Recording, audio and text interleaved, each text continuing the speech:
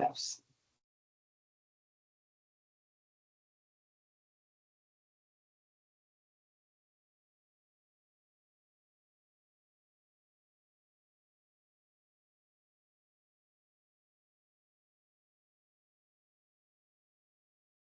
Okay, so we're gonna open the meeting and just mention that we've tried to work on the sound system and Scott, our IT director, is working on that and has made some suggestions that I'm trying to follow this morning.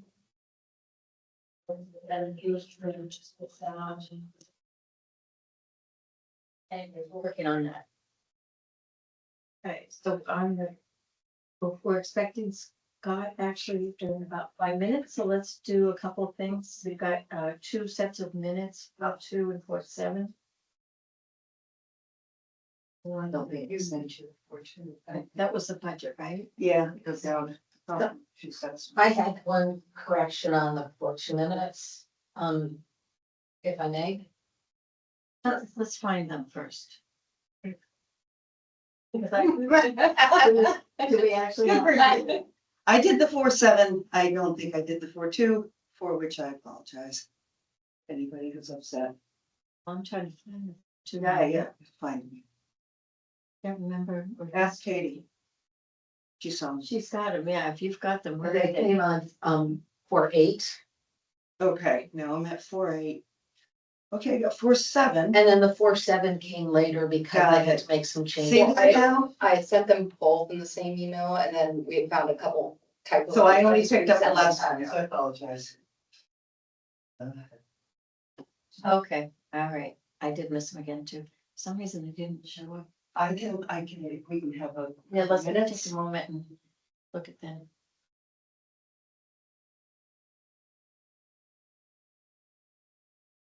Slowly.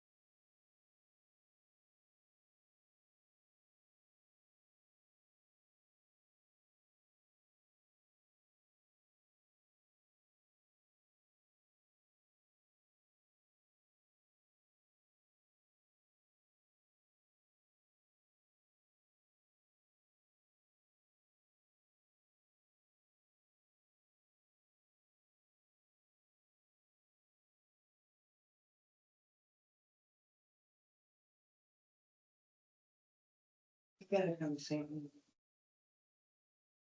Just tell me where it is. And I'm okay. Yeah, page 2, I didn't mean to stop, no budget in. Hampshire, any changes, it didn't refer to Medicaid rate for New Hampshire, they are budget in. They budgeted in, Supposed to say they are budgeting. they are budgeting in. I think I saw it and didn't forget it. Get the grammarian.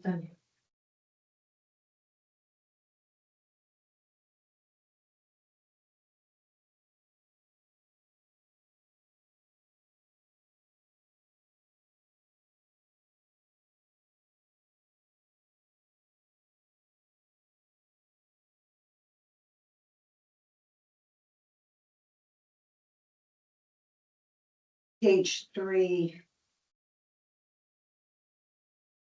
page 3, the second item, software maintenance, the second Bullet. bullet. NHA Labor stated that they are looking to take the S off of streamline.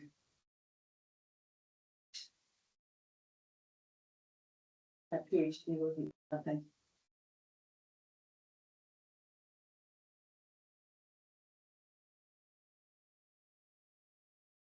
Hey, Scott. Morning. Got a little problem with the. Come on up and join us. We're just doing our minutes here.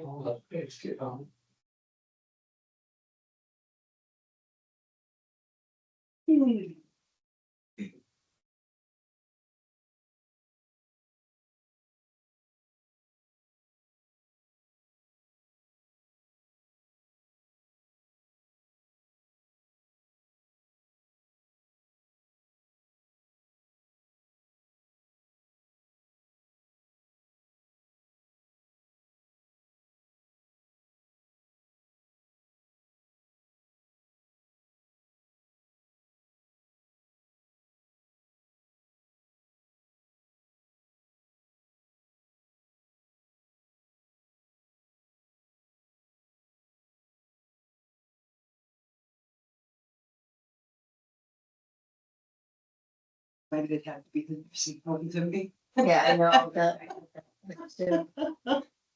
Most details. It is budget.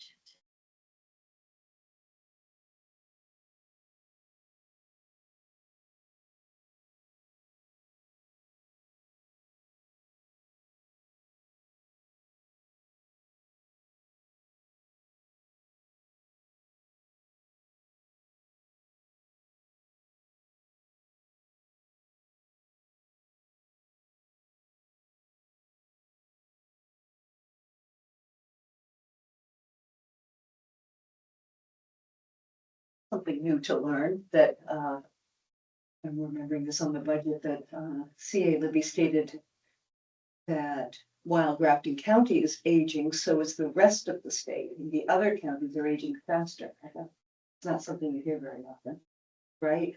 Carroll County is the fastest. Is it? Okay, another county.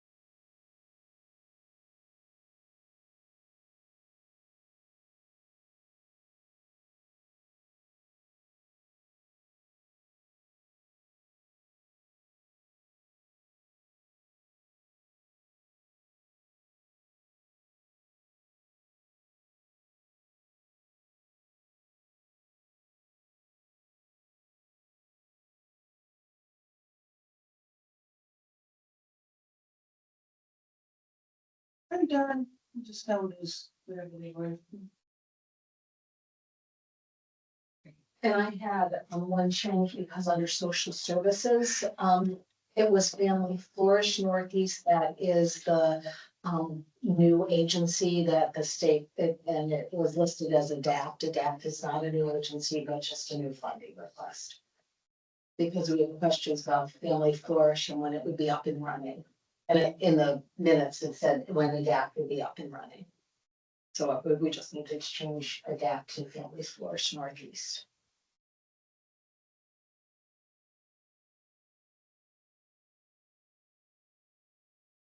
Let's see what that. Don't remember. Page 9. Where's the end? Okay, it was the second paragraph.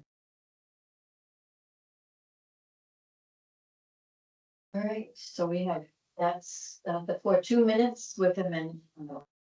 I'll make a motion to accept the minutes as amended. Second. And all in favor? Aye. And was there anything they was second? I just had one minor thing. Yeah. And it was, I think only Commissioner McLeod, I think you were the only one who needed to sign the, crank the king paperwork, and it had that we all signed it. Oh. Okay. There was a motion for 4-7. So moved. Second. Aye. All right, so we'll move up the agenda to Scott and his monthly report. Okay. Sorry.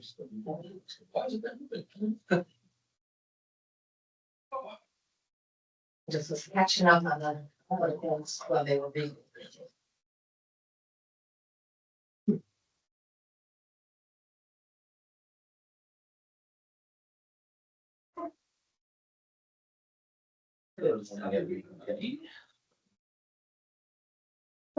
As I do every month, I like to go over some of the trainings and webinars that I've attended. As you can see, majority have still been in the AI world, which is still dominating the world of IT right now. These, what's kind of cool is I've been finding more, public safety, governance webinars. The longer that I've been working here, the more that people know that I'm working here, so I'm getting more, requests to join these, so that's very good. It kind of Nice. narrows it down a little bit for me, because some of the other ones, of course, are more broad and, you know. I also did a training in a public sector quarterly update from Microsoft, and what that is Microsoft every quarter goes through all of their products and lets you know what changes they're making to those products. In this particular quarterly update, there wasn't anything in there that concerned us here at Grafton County, so I don't really have anything to report about that, but kind of good that I put on that as well. Projects that we have in process, we are still working on the barn Wi-Fi. Now that spring has come, Jim Prometheus will be working with the farm to come up with a time that they dig a trench between the two buildings of the so that is on Spectrum is ready to go. So it'll be pretty quick after that. We're talking a couple of weeks and then it'll be done once that trench. So that's going along really well. Title II website has gone into effect, the new policy for that from the state. That's as well. I have done a bit of work and research with Greenlight, who is our hosting our website, our external website. And we have done some testing and we do have some remediation in place, which brought our score from 57% lines to 97%. So we are really doing well there. Our biggest concern problem right now is going to be on PDFs that have been uploaded over the years. So I'm going to be working on figuring out what those are. I'm going to send me a list. Hopefully, she's trying to get that list for me. It's not as easy as it sounds, but of what's out there to see whether or not we can first of all remove some of them. We really need 173 PDFs that were out there. Some may be quite a few years old that you'll be on the website with them stored, but I don't know that they actually need to be listed. But I can't really determine that until I see what they are, where they are. Once we do that, then we come up with a plan to fix the ones that are out there, perhaps. Again, we'll see. And then also moving forward, we will move to the Adobe Acrobat, hopefully, platform next year. And once we do that, Adobe actually does have settings within their program to make sure that whenever you create a PDF document, that it is compliant. So is this mostly about being scannable? Or Pardon? what's the main issue with the PDFs that? It's you know, it's a lot of it is how it's viewed. you know, so when it's, written and viewed, by somebody that needs help, it doesn't come through correctly. So it does a lot, has to do with fonts, sizes, that kind of stuff. So what this does, and fortunately or unfortunately, I'm not sure the way you want to look at it, the plugins that work on websites don't work internally inside of a document because it can't read that code. So it can read the website code and solve problems that way, but it can't go into a PDF document for obvious reasons and change or enhance that. So that's the biggest problem. And we're not just the only ones that have this issue. I had an article this week about it. We have a lot less than a lot of other people that I've heard have to go through. It can be a very lengthy, costly process if you decide to go through every single one of them, but again, I need to see what the list is and then work with, I'll Julie on what to do with those and which direction to take. Eventually we'll be able to use the old product to make sure that anything new that goes out there is compliant. Yeah. Right. So we're doing really well on the front. I was very happy to see that score go up that high. Yeah. So that's good. I have, started a draft AI policy. Yeah. That's one I hope you have it ready for you folks to look at. And, we can work with that. Is there anything, any sort of, it's such a big thing, are there any articles or anything that we should read or? No, background? what I've decided to do is rather than trying to create, because this is going to be a lengthy process, it's not going to be just one policy. It's to create a policy specifically for Grafton County employees, which will outline what we expect our employees to do when trying or wanting to utilize some AI. Mhm. So what they can use, what they can't use, who they have to ask if they want to use one. Yeah. And then what, they can and cannot use within those environments.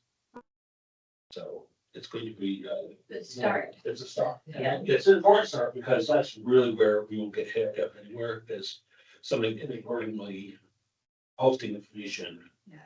on one of these models that shouldn't be there. But if they don't know what that is, then. Right, yeah, no. no, So, great. Guidance. guidance. Yeah. Yep. Some of the things that haven't completed, I did complete my first draft policy, budget for next year. Yeah. I'm sorry, I couldn't complete that, I'm happy. The nursing intranet page has gone live, they are now live. So if you go on the web, on the intranet site, you will see that they have a link. And Lori there. Nursing home is doing a great job keeping you updated. So I'm very happy about that. This is one that you may or may not have been aware of that was going on. You probably don't know that this was going on, however. Because we are a Thrive customer, they are going away from Arctic Wolf, which is our old Yeah. on computer program that scans. And they moved it to Sentinel-1. That has been done. And wood, we have not seen any issue problems. In fact, if nobody has mentioned it or seen it, then it's been completed. This is a security. It is security. Yeah. It's local security. Yeah. And a lot of very Sentinel-1, it is a very good product. So I'm very happy about it there. Some of the upcoming projects, again, I'm working AI governance policy. We will also, or I will also be, getting back to our cybersecurity policy, which is going to be interesting as well. I am. I'm all set. Thank you. Thank you for that. Busy. Mm-hmm. Can you just, under, the project you were talking about, looking at our website and the PDFs, you mentioned what that was, the new title, and I just missed what you were talking of, the name of the updates to. Title II ADA. What? ADA? Title II ADA. That's new compliance that was due to be rolled. So. I just missed the title to what, and I, thank you. meet the, is deadline, it was 13th. So, I mean, 97% is pretty good. We're not 100% applying, but I don't know if anybody will ever be 100%. So. So this is if people are using certain technology of their own, perhaps to read or to scan sites or to get information. It's anything on our website, yeah, so, Has to be, has to fit, yeah. yeah. Again, a lot has to do with fonts, a lot has to do with colors. Some colors are not being, can't be read as easily for people that have certain problems with their eyesight. If you can't read it at all, they will read it to you. So there's, there's a lot of, My husband is colorblind and he has trouble seeing greens on right, computers. yeah, Yeah, so so, yeah. similar ideas, yeah, so. So there's a plugin that, is on the website now that goes through the code and changes all of this so that people that have problems, can look at our website effectively, so. But you're really working along there. Getting stuff done, and it's really appreciate it. Thank you. Thank you. Great, have a great day. All right. You too.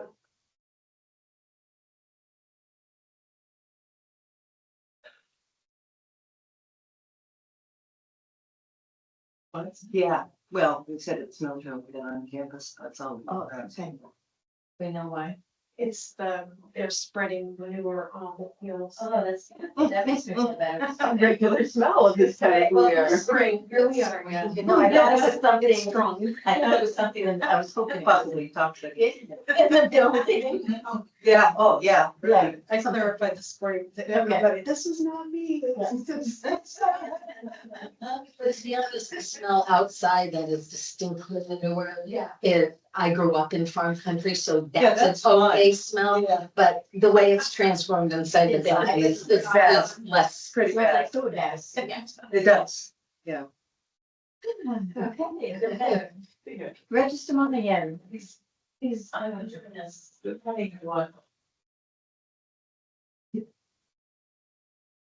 So, I didn't understand the agenda with miscellaneous items because I submitted a pretty specific memo Right, for yes. today. You had a number of things on the list that I sent over to Julie originally. Maybe that's how she interpreted that. The floor is yours. Okay, the memo request I sent. And I would say we didn't see Can I that. back you up on that? Because, Yeah, sure. yeah, I didn't realize that you had been specific, so, yeah, seeing that didn't do me any good at all in terms of getting information, so I appreciate you saying that. Yeah, we'll take a moment if you want to read the memo. I mean, we started this policy, what, your first year? What was the memo request to? In the past, when I first started, the commissioners didn't see every department head every month, and that we only spoke when there was issues. And I think somewhere. Zomer. Somewhere, that wanted, well, Omer originally wanted a monthly report, but then he wanted to be notified ahead of time of what the issue being Mhm. discussed was. And that came about with this memo request that we submitted. Okay.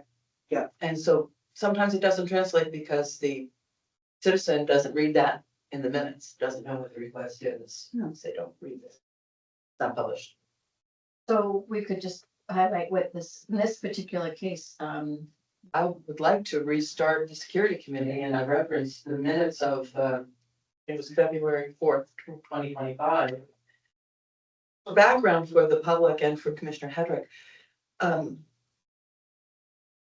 I've always been, it's just a thing, as your manager, how we handle security, And so I've been here many years, and I went right to the Joint Loss Committee because that's where risk and liability was discussed among department heads and employees.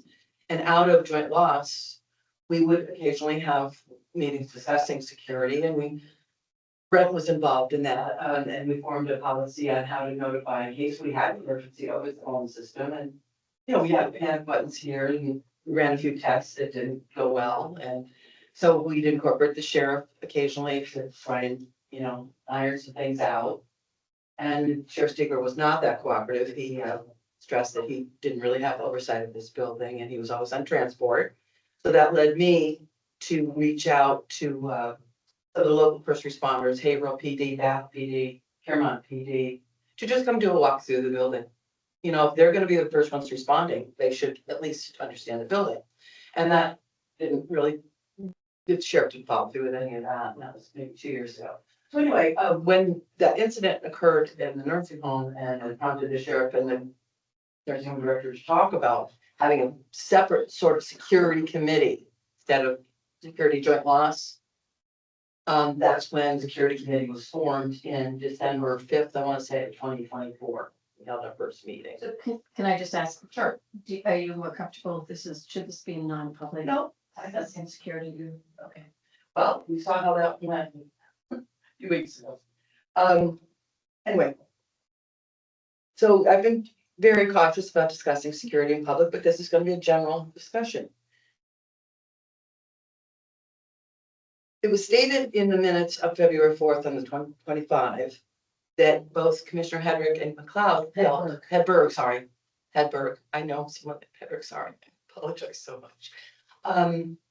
You were in support of the security meeting rebooting it and meeting again to form just common sense security measures here. You didn't proceed with hiring Homeland Security's recommendation, which was the point person, Right. but that doesn't necessarily mean nothing had to proceed, and you both agreed to have the committee meet. But I've never heard anything, and from what I've read in joint loss, it's never met again. And the chair was over at the nursing home, I wanna say, last year. Swapped from. Yes, it's in, I've got. And I can reach out to her as well, but. You know, last year we spent a lot of time talking about the courthouse and the future and future security, but what I'm concerned about is the present and just some common sense stuff. For some reason, we've got more and more people parking in the front from the nursing home and cutting across to visit. And it didn't happen in the past until just a year or two ago. I think they blocked off some of the parking in front there. Didn't they just? They blocked it, but normally the visitors would park in the back, and I think a simple sign down there parking with an arrow in that driveway would go a long way. Because what you've got is people parking here, and then they're walking across that entrance with family members, and they're just strolling like it's a normal pedestrian walkway. And that's a busy 50-mile-an-hour entrance to the building with dairy trucks, with UPS drivers, with the public that doesn't really know where they're going. So, you know, other members of this administration sit with looking out other directions to the walls in the basement. I sit looking out the front. That's my desk is positioned that way to see who's coming up the front steps. So I do see a lot. So we had a car accident there last year, people moving too fast. A lot of things happen. I mentioned to Commissioner McLeod, I watched a homeless person unhoused person walk from Lime one night. The next day I saw him in Piermont, and that afternoon he's sitting on the front bench wanting me to help him. And, you know, these are issues that we've got to address. We're sort of an isolated building at the end of this complex, and it's not necessarily issues with my office. My staff and I are secure how we handle things, but in removing the deadbolt locks from both those doors to the nursing home, that voided the security policy that we had established in 16. It's been on the shared drive, and it voided the whole plan.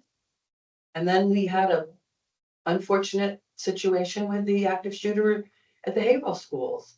How that was handled here, the door did not get locked, the front door, because right after we were informed very casually that there was an active shooter situation by someone strolling through the building, instead of using the phone system as we planned in the past, we were sure the front door was locked. And 2 minutes later, an elderly lady came in, and I said, "How did you get in?" She walked right in, and she was now trapped in here until the active shooter. So the front door I was told, we were all told it was locked, and it was not locked. So we just want a little bit more validity in a plan. I don't like, it's just my nature, being a mother and oldest of 5, I don't like the unexpected. I like to have a plan of action. And as I've mentioned in the past, I have dealt with people being released from jail and needing a ride and walking and being through here. So it's just, for any instance, I want department heads or second tier level employees who are, you know, boots on the ground type, you know, Allison, Joint Security Committee. We got, you know, second level, in from the jail as well, joined, to just put our heads together and talk about what the best solutions are. Whether it is, and I was hoping the sheriff said she tried me on. Yeah, she was suddenly sick up. Because. You know, you send her the report. I was never allowed to see the Homeland Security's report even after I was the one that insisted that we bring Homeland Security in. And that did not all go well, as a lot of recent events have proven. And I'd just like someone to trigger the chair to have a meeting and either form a new committee and have a new chair and start again with some procedures here to handle the unexpected. I think that's a big ask. So my question is, most organizations have to have a safety committee. And they're on ones. Right, but I mean, also just all like not-for-profits and stuff, we all have to have safety committees and you have to record that. Usually you do it as a staff meeting or something, you call that this safety committee meeting. How do we do that here? How We do have that? we have the joint loss committee, Yeah. that we meet and go over risks and things like that. And then outside of that, years ago now, the board created the safety committee as part of like an offshoot of the JLMC committee. The jail what committee? Joint Loss Management Committee, Okay. JLMC as J- well, okay. we affectionately call it. JLMC. And that, you know, I've sat through years and years of those meetings. I was chair once or twice, I didn't. But it's a lot of analyzing risk for insurance purposes and how to avoid future incidents. And the safety committee came out of that to be more proactive. You know, this was formulated, I think, when we went with our second to last phone system is when we put this together on how to notify. But Brent had been scratching his head for years on how to deal with these situations. But I just think we're a long way off from existing in a jail, in a new courthouse. And I'd like to, with a new sheriff on board, I'd like her eyes on to maybe if she could recruit with the local first responders, you know, just to walk through the facility. If they're gonna be the ones responding, they should know what the building's like, the floor plan. And I got great response from all of them when I reached out to them individually. It was probably before the safety committee was formed, because Sheriff Stiegler. But you know, he was adamant that he wouldn't be responding because they were always on transport. And I don't know that our new sheriff feels the same way. And whether they're staffing, but we would like to know who's responding when we call, if we press panic buttons or if we pick up the phone. It's left that we do both 911 and a panic button and see what happens. But I just want some, you know, with what's happening with our administration and how, like, you know, during more meetings and taking more responsibility. So do you chair the joint loss? I don't, and I'm trying to remember, Daryl was the chair at one point and then he left. And I don't remember who, Craig, the safety committee. Safety, no, it's Lindsay. Lindsay, yeah, Rich. Lindsay, so. And so, you know, you guys made this determination last February the 4th and nothing's happened. So whether Lindsay needs an email to remind and just have another meeting to reorganize and maybe come up with some objectives. You know, we came up with a lot of good work, I think, in the safety committee. And the security agencies that responded, the private ones and Homeland Security, certainly made suggestions and took note of things. So I think there's a lot of room for just putting our heads together for some common sense solutions and getting a formal plan in place. So is it reasonable to ask Lindsay to call the committee together and? We'll reach out to her and see if we can, I mean, I don't disagree that there's areas that we certainly need to look at.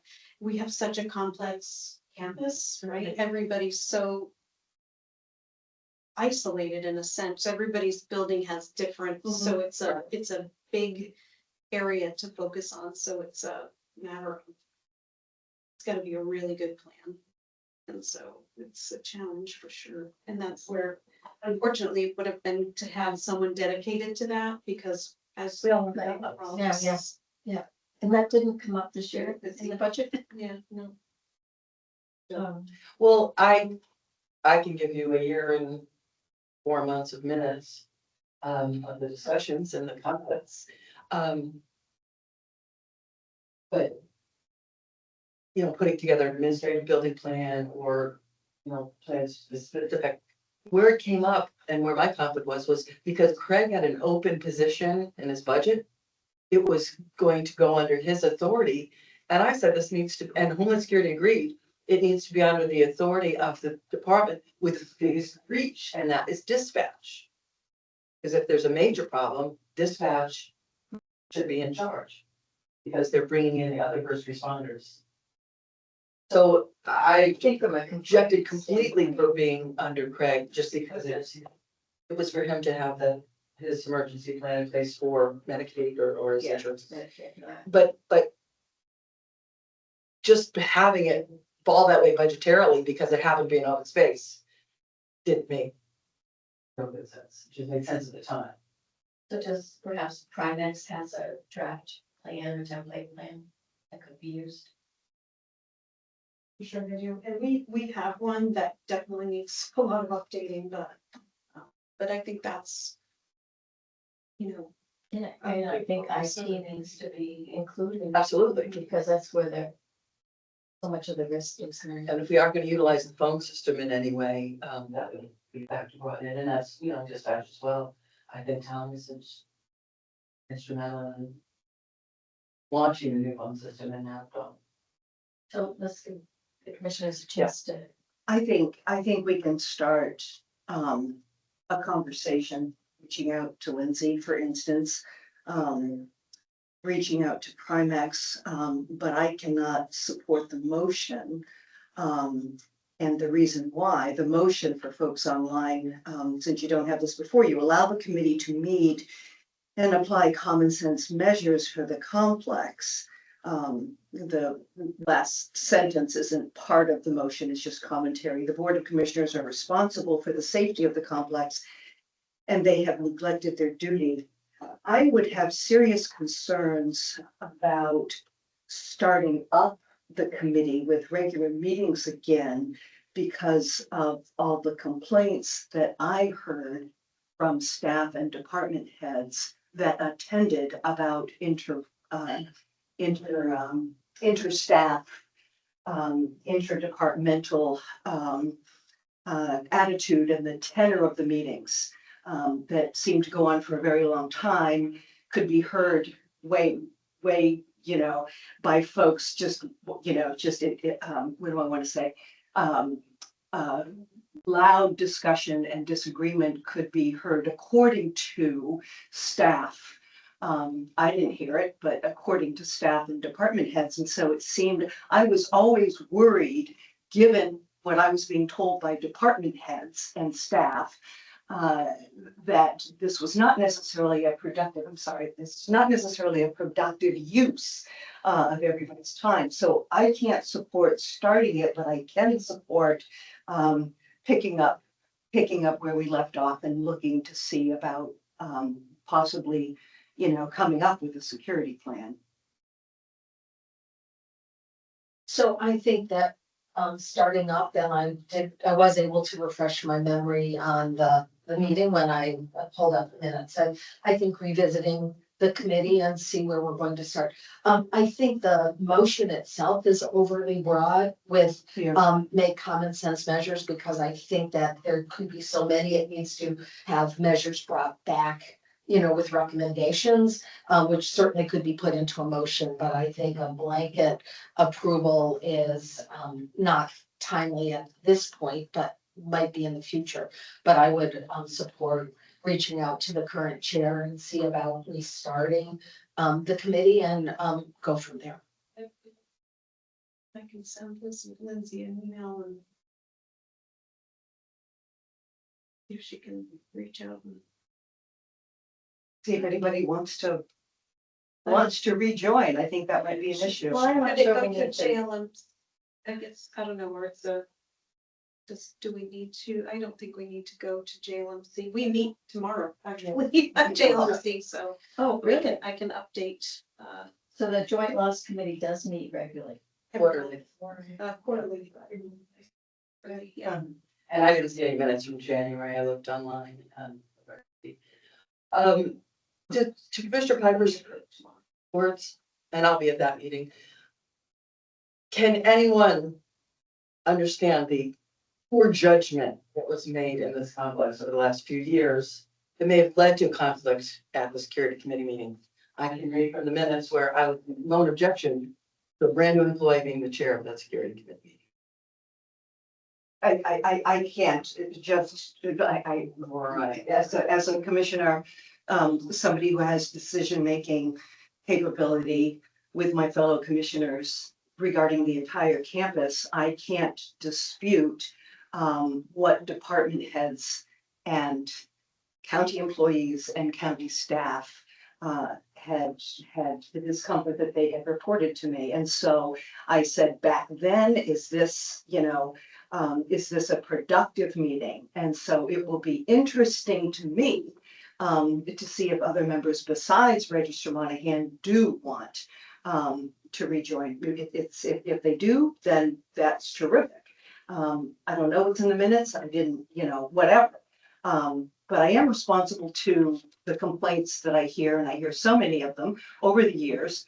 I am We're gonna need that documented, okay, because you say that all the time and it's all I'm not this anonymous. What document? This I'm not anonymous. saying I wonder if we anything. could get back to the issue at hand. So we know the joint loss committee meets quarterly, it's meeting tomorrow. Would it be appropriate for this to be some sort of a subcommittee of that group? That's, I think, what it was originally. Is that what it was? Yeah, Okay. yeah. And so maybe, and Lindsay Rich, does she chair the joint loss committee? No, Julie just stepped back into that chair role. to JLMC. So we could ask Julie to have this discussion with the joint loss committee. And I mean, it does seem like it's something, I mean, I supported a security position. I think in this day and age, it's Such a big campus. that it's right, and both safety, personal safety as well as other kinds of safety issues. I think it's worth asking Julie to have a conversation at the JLMC about it. Yeah. And report back to us about what they're, I think that's the plan. Prior to reaching out to Lindsay. yes. Okay. But Lindsay's not on joint loss this time, right? Right. Joint loss is just down to a couple numbers, isn't it? I saw from that over minutes. It's two. No, it's like. Me, you, Julie, Craig, Jeanette.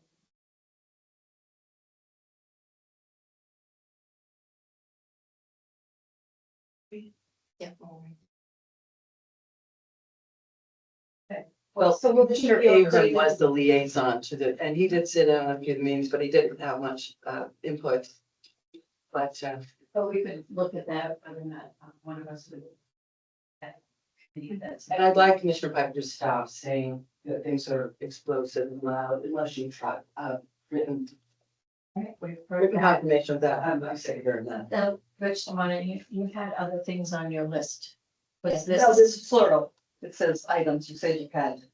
This was the most important one. No, this is the only thing I wanted to Okay. talk about today. That's why I submitted a memo request for this today. Okay, You and I had a conversation about Okay, so- great many things. so those all, you didn't want to address all of those No, today? not today. Okay, I that's just what want to get this moving I- ahead. that's my Tomorrow's mistake. deadlines. That was my Okay. mistake.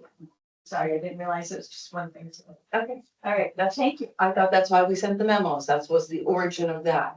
To state specifically what Okay. you want to discuss. All right, and I appreciate that because I was not, I didn't realize that was how the group. I've got a lot of history in this one head. All right, thank you.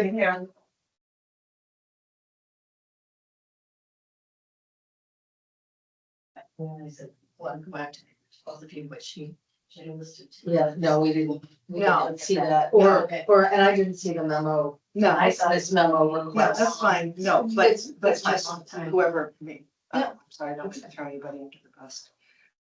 Yeah, I wasn't So, do we? And do you wanna? Sure, A little early, is that? fine. You want to with me. wait for Michelle? It's not that early, she'll be here pretty soon. So we can sign some checks, We can get started, sure. whatever you want to do. No, that's fine. We can- Oh, as I'm jumping in, not my business. Good morning. Good morning, how are you? Good, how are you? Good, thanks. I brought along something that you probably are all aware of, but I just wanted to make sure and brainstorm a little about. And that's the Rural Community Health in the Infrastructure Program. Yeah. And, I wanted to just chat with you about if you had any ideas for doing anything with that. You sounds like you did, and it would be great to connect about. I was down at Community Development Finance Authority in the last week or so, and they were saying that they were looking like end of summer for a grant round, and that it sounds like this money is going to be a quick. Yeah. They're gonna try and really get it out. Yeah. So I just wanted to connect with you and see if there's anything we could do to help or brainstorm or whatever. I brought along what CDFA handed out. That's a little bit of an overview. And you're probably all over it already, but and this was just, Well, this one was mostly about renovations and all, CDFA, that you can't build it. New. one of the things that they have at the bottom of that is something that we've been working on, which is the childcare component. And childcare as a supporting infrastructure for healthcare is something that is on my radar after having talked to a number of Grafton County healthcare employers in the last couple of months.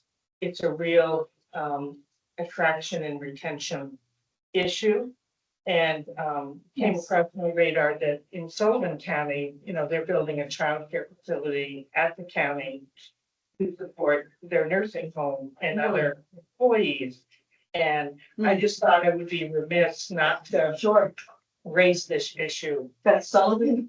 Sullivan, yes, we're currently, for example, we're currently working with the Boys and Girls Club in the city of Lebanon Yeah. to put in a 50-seat childcare center on Seminary Hill. And we're hoping to do a modular childcare center kind of as a prototype or something for a modular option that could be easily duplicated because it would meet the code for childcare, which is very different and specific from a lot of buildings. So we wouldn't have to be recreating the wheel every building we went along and did. So that's the model we've been talking about, and I just wanted to get your thoughts and. So my understanding was that it had to be renovation, so not new construction. Well, if you look at the bottom, it talks about childcare and we might be able to figure out a renovation area, or for a smaller scale. I'm sorry, I'm not seeing, looking at the bottom. It's way down at the bottom and they don't yet have a person. That Yeah. makes sense. Okay, got it. Thank you. I don't think CDFA has yet really built out internally Yeah. to do this, but I want to be poised because late summer is not that far off for a grant application. Renovations are certainly a possibility. You know, we, for example, part of what brought this, hi Michelle, part of what brought this up was we had been talking or have been talking with a qualified childcare provider who was looking to do something in the Haverhill area. And we're tied in with the network right now, Michelle in particular, of people looking to start childcare facilities. And we have a special advising program to help them, and we've got grants and all sorts of things. So I'm just Yeah. trying to put the pieces together and plant the seed Okay. there. So Commissioner Hedberg can talk, you asked us through anything that we've been thinking about it. Yes. We did submit something originally. Okay. Around EMS, so. So what we focused on here is, you may or may not know, but the EMS services in Grafton County are at a critical tipping Thank you point. for doing that. That Um, was another thing on my radar, So yeah. when Great. Warren and Wentworth closed. Yeah. If, and I'm from Plymouth, and so this was in my district, and, long story short is that the Plymouth Fire Chief really stepped up and, has contracts with the town, working with, several towns to do, to investigate a village district for an EMS, not fire EMS, which would incorporate the Wentworth, Warren, Rumney, Hebron, Groton, and Dorchester. It is, um, they came up with a couple different ways, but the, DRA thought that this village district would work well, as did our MR, we had people from MRI do a consultants on EMS. So it's a longer, process to get that approved because it had to be, passed at town meeting to give the select board's permission to investigate Right. it, and would be voted on next year.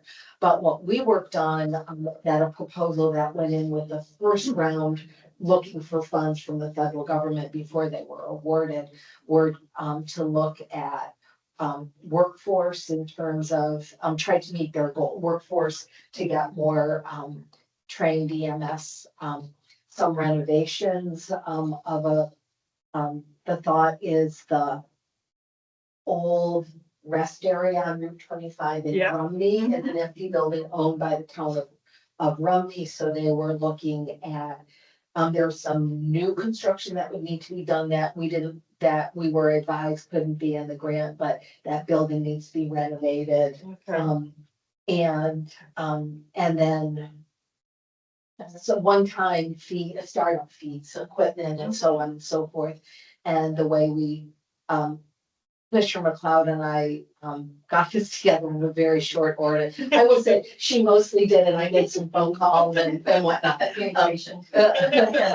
So we were, and looking to start in one area, in my district because that's shovel ready. And then the next year be able to do it in another area of the county if there's That's interest. terrific, yeah. So we were looking at those things. We are waiting for, the RFP so we can do it because the way it's being done with it, 5 or 6 agencies are looking at different things. So that's where we have focused. Certainly childcare is a huge need all over. And I think we would be, I would be interested in hearing if there was a way to coordinate.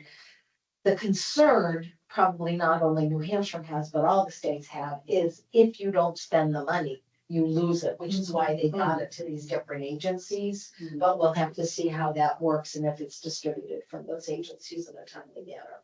And the other issue is that we had put it together with several of these things like a renovation and startup costs and workforce in one idea, whereas the way they have put this out is, you know, CDFA would do things that were related to building renovations and the New Hampshire Hospital Association's nonprofit would do things related to the healthcare area, maybe the EMS, something like that. And then what was the one? The community college and Community college. university. Would do workforce related things. And so, you know, our project encompasses like 3 of the 5 areas.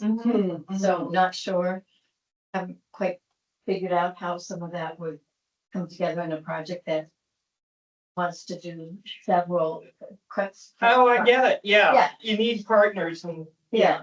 yeah. And I think the other thing that came up is that when this was announced, some of those agencies came out with their own projects that they were planning to do that was unclear to me if those were submitted in the original grant and what happened to the little ones. Yeah. The New Hampshire Association of Counties is following this closely and giving updates. So May 1st is our next New Hampshire Association of Counties, and I think we'll get some more updates on that. We did get some at the last meeting, but, most of it is to be determined. Yeah, and the counties did under that New Hampshire Association put in quite a lot of projects related to mostly to the nursing homes.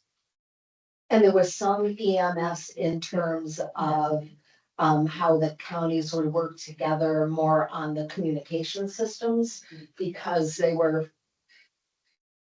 The initial thing talked a lot about technology, so they were looking at those things, so. And there's a lot of quality improvement kinds of things that we're in. And we're really looking at basic services. Oh, just- yeah. I mean, then we had Grafton and Canaan. And I think Grafton is losing their BMS, and so, you know, that's interest. And then we have our northern Grafton County area that is having to just pay a lot of money to a contract with other towns. So it's not a regional system. It's really more of a system where, you know, they're just paying to have the services provided, and it's, you know, close to $750,000 every year just to ensure that people are gonna be picked up and taken where they need to go, you know, just. Oh, yeah, it's a huge problem, even in my Huge. town, Yeah. where we're dealing with Upper Valley ambulance and all that Yeah. kind of Yeah. scene. Yeah. We're really, it's- we're trying to promote that regional system similar to what the 45th parallel did up in the Colbrook, Pittsburgh area. When the hospital dropped the ambulance service up there, the towns all had to come together, and the hospital sort of gave the startup funds for that, but that's a system that's still, you know, 10 years later or whatever, still going. So we kind of offered that as an idea of a system that. Makes a lot of sense, the Yeah. regional approach to that. I remember talking to, Warren about when they had a year and a half or something. Yeah. So I'm really, really glad they found potential path forward with this. It's tough. I mean, because towns like Plymouth are carrying a load at the moment and, you know, trying to come up with in-between types of systems of payment. It seems like between the Grafton and Canaan and the Plymouth area, it's like a $1,500 per whatever you call it. Right, yeah, Run, yeah. yeah, 50, you know, to do, and that's without covering all of the costs, really. That's basically using the current. So this year with Plymouth, the cost in the contracts that they have with the various communities, went up from 1,400 up to about 1,600, which should cover all of the costs in terms of supplies and whatnot. Of course, what is reimbursed by insurers is much less. Right. But what the current Plymouth contract is with these is that whatever is billed out and gets paid, that goes back to the town. So there's not a double dipping. You know, so if, you know, say Plymouth goes to Holderness or, you know, Wentworth, they get. And I believe all the contracts are in place, but I may not. But the idea is if they go out, that town gets billed just for what, you know, what they did. And then several times a year, when the money comes in, then it's getting back to those towns. So since we have what could be a shovel-ready project, I mean, they have some plans for what the building would need. All the details need to be worked out because some towns have ambulances and some don't, and some have this. So that's really gonna be the hard part with the towns, is hammering out if they can come to an agreement financially. I think theoretically, they've all come to an agreement. So if we can provide some of those startup funds through this grant, then it would take much of that stress out, and then they would just have the ongoing costs. Right. But within a structure that's already done, and, so that's what we were looking at, and I think I filled in most of the between.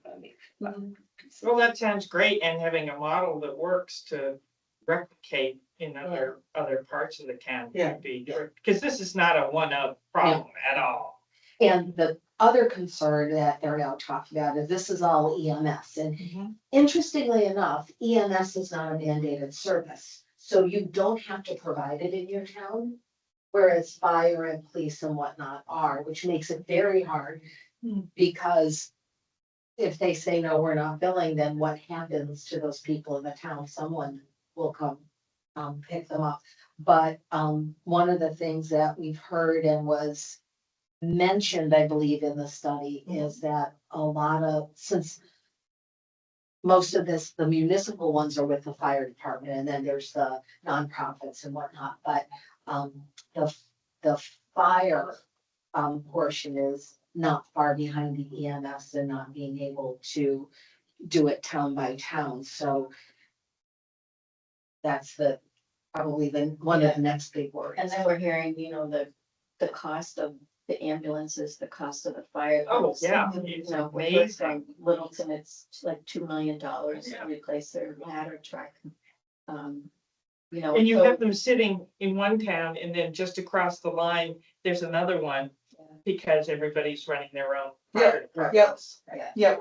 So So, there's, you know, with those costs, some of them are now interested in regionalizing those services Mhm. too, Mhm. because they can't afford them anymore, even the bigger towns. And then there's the workforce side of Yeah. it too. They're just trying to find the people in our small towns to do this is getting. I think the study did have a role for, somewhat of a role that they recommended for the county, you know, around the EMS workforce. Well, and really starting a regional committee, for lack of a better word at the moment, to work on these together. Mhm. Um, Well, I'm very glad to hear it. Somehow, I don't know, I haven't picked up on this effort. Well, if you have a chance, there is the reports on our website. Okay. Front page, I think Yeah. it's one of the circles, maybe. But, I'll have to check it out. yeah, It doesn't have what we put in the grant, it's just the consultant's report about what we should do. And we don't have anything out about what we did for the first round of looking, you know, with the rural transformation. And we've been waiting to see how we can apply in writing grants. So which grants, just refresh my mind, which are you targeting with this? Well, that's what we have to figure out because hard to figure that out. for the rural transformation, we were able to put it all in one, and then the way they divide it amongst these different agencies, workforce would be under the university and the community college. The building renovations would be through the CDFA. The basic support, I think, would be under the Foundation for Healthy Communities. So it's hard to know without seeing if for us, it would be great to be able to put it under one, but that's not how they're approving them from our understanding. Probably right. I'm just sitting here thinking, is there any other stone to turn over to look for money? We've, Commissioner McLeod, did speak, with, was it Senator Shaheen's, aide at the legislative Oh, right. conference, looking at congressional directed Mhm. funding. It was not something they thought would, not this year, we needed. Well, and because of it's under safety services, if I think we do have a, what do you call the center, when you have a problem, a security or safety issue like that, do we have a site is our dispatch center? Oh, yeah, maybe, One of those. like the, emergency center. Centers, yeah. What is that called? And Julie did say that Dispatch. it's dispatch, but it's an emergency, Oh, center. emergency operations. Yeah. Yeah. EOC. We're making some funds from that is that could come, most of the Department of Justice funding. So the congressional directed funds all come for the different departments. Yes. And so what they basically do is help you figure out which one, you know, fits with the project that you're doing, each department. So that would possibly be one that we could do for that project. And then another was around the courthouse and some of the department pieces that are over there might fit through. That's right, because we did ask for. US rural development funds perhaps, so. Yeah, I'm but that's thinking, I'm next year. trying to remember what town it was that got a congressionally directed spending this last round. I think, for- No, it was like, Over here? yeah, it was on the Connecticut River down in the Monadnock region. And they got a decent sized CVS or some type of emergency services building. I don't know, I'll have to ask, but anyway, it's not impossible, I guess, Right. to get money for that. And some of the towns have been able to get building monies through the northern borders. Yep, that's another, And we had reached out to them and we were not either at the right time or they were not interested in the project right now. because they're having a grant round this late summer, early fall. They were having one in May, but that's already pretty much launched, so that would be one to look for. And I'm gonna be meeting with the person who is running that next couple weeks. If there's a specific type of project, be happy to just fly it by. Providing basic EMS services to our very rural towns. Okay, I will file that away for Yeah. questions, yeah. And I'd be happy to write a letter of support for any of these, if that's helpful. Thank you. That does matter. So that's great. So I don't know whether, the childcare or another issue, Yeah, I'm not might sure be of how, interest. who would we be involved in? How do you see that working? Well, I guess I'd be first interested to talk to any department that might have employees who would be interested. I mean, we've been talking to hospitals and stuff, and they're like, childcare is so crucial Yeah. to having a reliable workforce. And you've got a hospital right here too, so it might be that there could be some sort of collaborative effort with them as well. I'm just tossing it out there. Speaking of partners and that's what what Sullivan is together. doing is for their employees, putting a right. childcare facility in. That's Yeah. very interesting. Yeah, and they got, I think, 1.6 million of congressionally directed spending Wow. for that too. And that's how much the Lebanon Boys and Girls Club project has. So there has been, at least in the past, some funds available from that source as well. And Northern Borders is another potential source for that funding too. So I'd be happy to, just have a chat with any, the nursing home Maybe administrator. start with the HR director.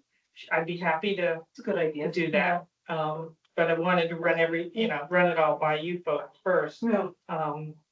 The thing about the modular that's nice is it's a lot faster. For the building. To build and we're looking at the, preliminarily, the preferred building systems down in Claremont. So it'd be New Hampshire made I product. see their ads all the time. So- Streaming TV just provides you consistent ads over and over and over. Interesting, they would be advertising there. Yeah. Who knows? But if there's another idea, let me know. And if there's any existing space, that's also a possibility to do something smaller scale on site.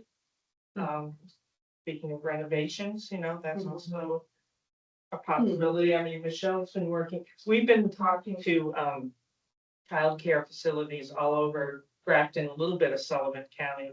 And the need out there for facilities work is really significant. I think we've identified over $10 million worth of need for childcare, Wow. either construction or renovation. So we're deep into where's the grant money for this question. So, that's another possibility. And maybe one of the first things we could do, a survey. You talked about that. No, I have not talked about the survey. I jumped right into this and I don't know how much time you have, but we just launched a survey of employers. Okay, To send it, for them to send out to their employees to Mhm. find out what the childcare needs Good. were. And this was just last week. good. And you looked at some preliminary results yesterday. What did you see?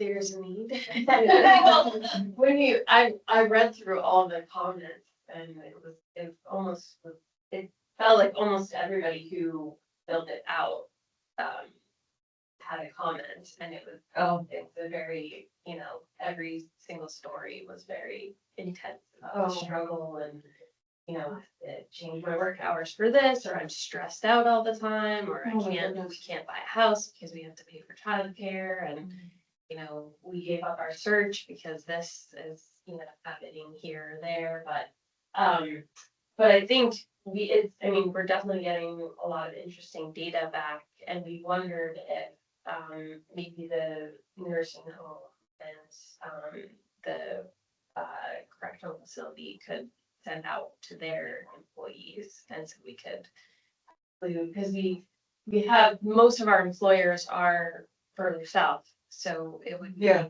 it'd be helpful to get some more responses from further north, so that was, wondered, we weren't sure who. Yeah, It would be Karen, But I think through Sorry, human Karen. resources for the whole complex. Right. Okay, Sounds like that's our next phone call. yeah, Is to go and have a chat with human resources. Just down at our office. Okay, okay, we can do, that's even better. yeah, So yeah, we're knee deep in childcare at the moment. Housing is a huge issue. But childcare is really on the radar as well from both the employer and the employee point of view. So we're working hard on that. Have you had any conversations? I was talking with a couple of members of the New Hampshire Department of Business and Economic Development on Saturday. Have you had any conversations with them? about Yes. this? And well, which ones were you talking to? I was talking to, but not about this issue. Oh, okay, Right, yes. so separate issue. I was Okay. talking to Andrew Dorset, Yeah, and what is the gentleman's name? Vito? Bino, Vino. talked to Bino yesterday. Okay, I haven't reconnected, but Jeannie Forrester was Yeah. the Oh. person they had kind of been the point person on the childcare oh, issue. okay, And there's been a transition, as you know, at BEA, the new leadership there. And I was going to reach out to her. It sounds like, there's been, transition time and who's doing what. So I was gonna follow up with her. okay, and Make sure, she- new person there, yeah. director there, commissioner. yes, they have a new commissioner. Her name is Lucy. I think it was an L. I haven't met her yet. She's out doing the rounds. I met her in the elevator at the building the other day, but just very, very Oh. briefly. But my office is, my work office is in their same building. Oh, But Jeannie is the point person on childcare? she was, yes, the point person on that, and I've run into her and had some good chats with Yeah. her a couple of times. Okay, But we wanted to get our new initiative really launched, which it now feels Sure. like it is. okay, And we're starting to really get a quantification of the need and also the workforce need. Not just facilities, but you need Sure. to actually provide the care. So that's Yeah. another. and this data, the other thing about the data is we don't have great data in New Hampshire, and we definitely don't have regional data. And the other thing is we're contracting with someone to apply for grants to help us with this $10 million worth of work that we have covered. And so in order, when you're applying for grants, you need the data to back you up. So Right. that's another reason why, we're getting this survey out there, and why we'd love to get a wide geography of responses. And we're waiting to hear really on some tax credit initiatives. There's a federal childcare tax credit for employers, but the rules haven't been written on that. And I don't know what the status of that is at the moment. And there was also some discussion, I understand, at the state level, but there hasn't been any, finalization of that effort. So you know, that's something employers are asking about, and they're certainly on their radar as a way they might be interested in supporting childcare in their areas, so. Just another thing we've got a little bit of an eye on. Do you all recommend people look into the childcare scholarship? Yeah, Absolutely. I mean, I've heard from people, it just makes an incredible difference, in their, you know, just being able to afford to, like you said, to work. Absolutely, Yeah, yeah. and we, all the providers that we work with, we encourage, because provider has to initiate the relationship with the state in order for their families to be able to apply. So, we've encouraged them all to make sure that that's part of what they do. It is somewhat cumbersome in terms of, especially for family providers, because there's a lot of paperwork involved.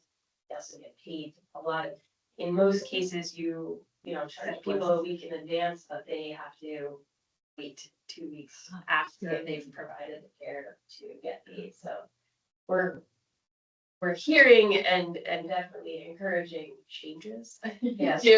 To do it, but I mean, it's good that it exists, and hopefully they'll continue to make it better and better. Easier for people to access and easier for providers to,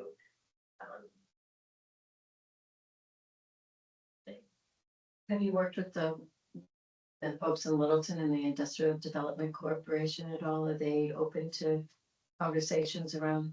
to a facility Or just to get your survey for? Oh, people the out? survey.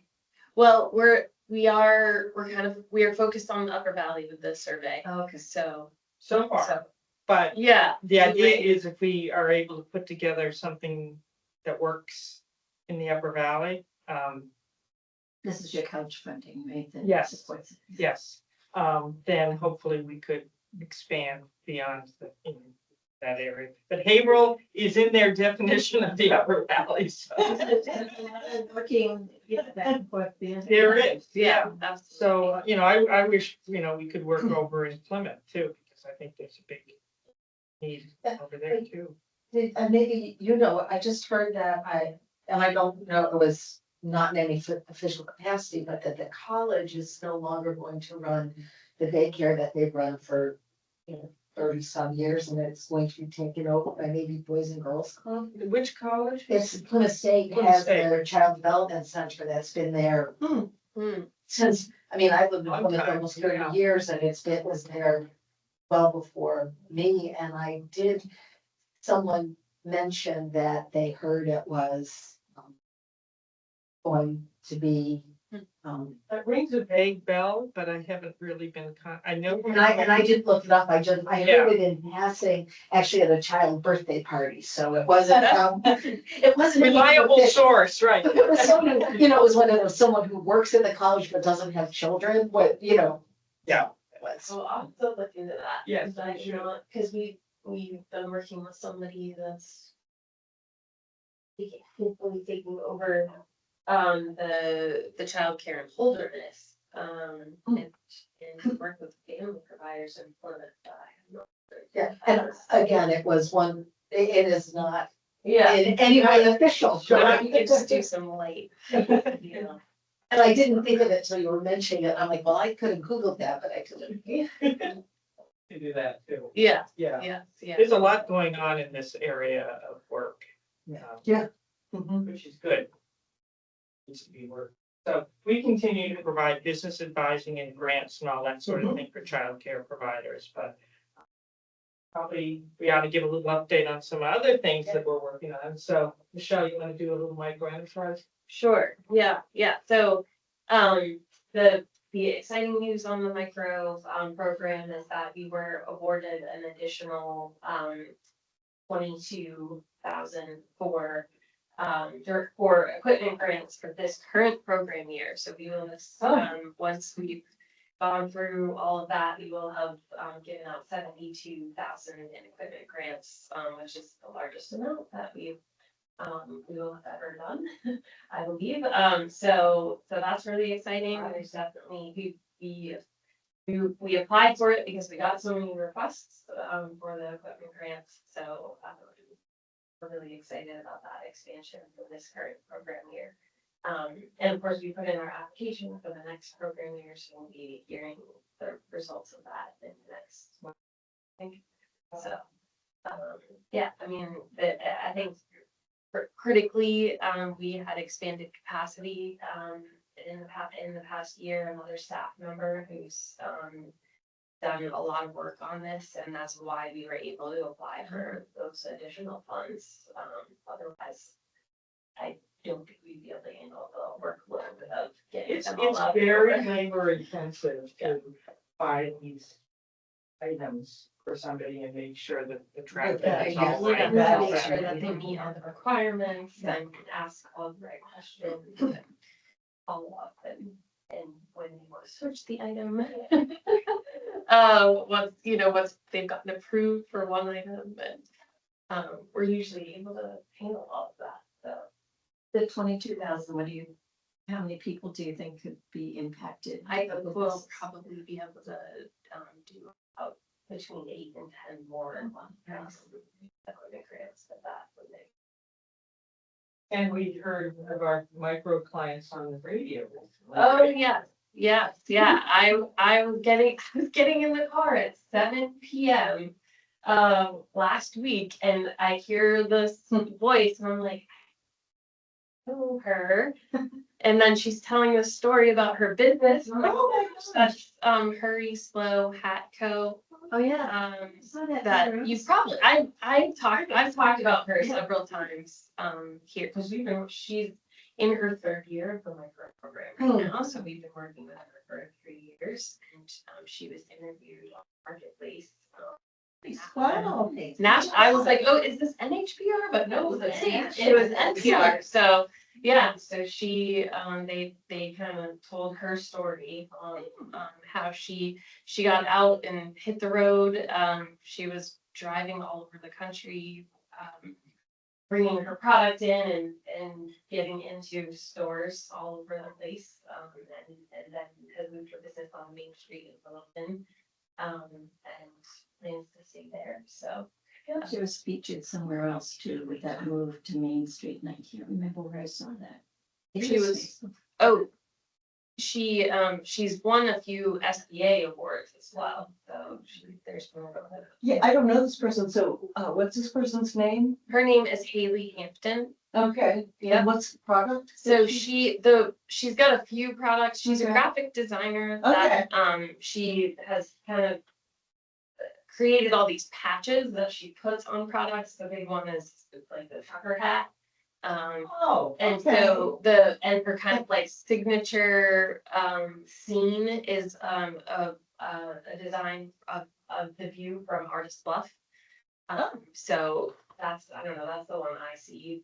So it's on beanies, it's on hats. She's got on bags now, and she's got all sorts of different products. But she's also done collaborations with businesses in the area, like Iron Furnace. She did a design for them, so they they put out a bunch of merch.